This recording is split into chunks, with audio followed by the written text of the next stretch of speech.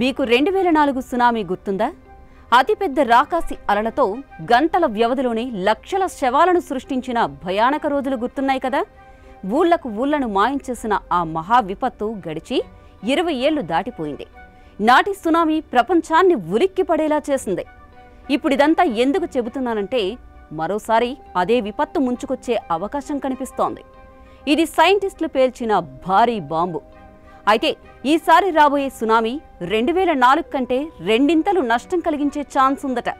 2025 జనవరి 13న Japan సముద్రంలో 6.9 మ్యాగ్నిట్యూడ్తో భూకంపం వచ్చిన విషయం గుర్తుందా?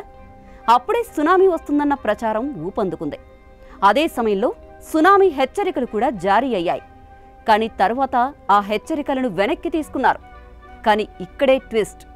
ఇది నేచర్ మనకు ఇచ్చిన మొదటి వార్నింగ్ అని సైంటిస్టులు చెబుతున్నారు. అలాగే ప్రముఖ సంస్థ యునెస్కో 2025లో బాక్సింగ్ డే సునామీ అవకాశాన్ని కొట్టి పారేయలేమని చెబుతోంది.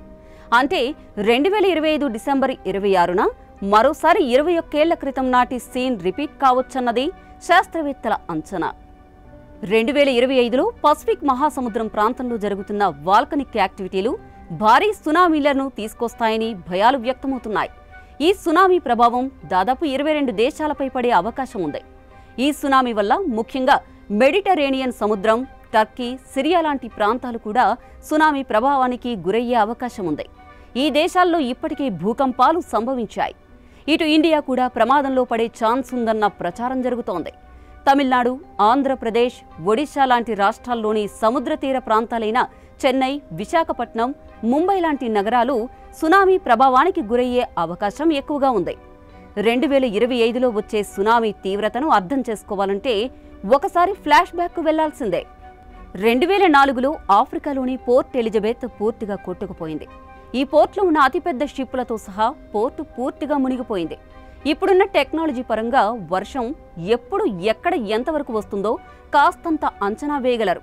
కానీ సముద్రం కింద భూకంపం ఎప్పుడు వస్తుందో సరిగ్గా చెప్పలేని పరిస్థితి.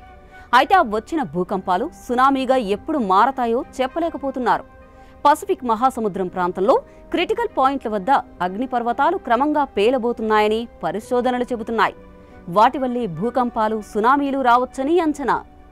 ఇక మన పురాణాలలో ఇలాంటి ప్రళయాల గురించి చాలా వరకు సూచనలున్నాయి. సింపుల్గా చెప్పాలంటే వార్నింగ్ సిగ్నల్స్ లాంటివి.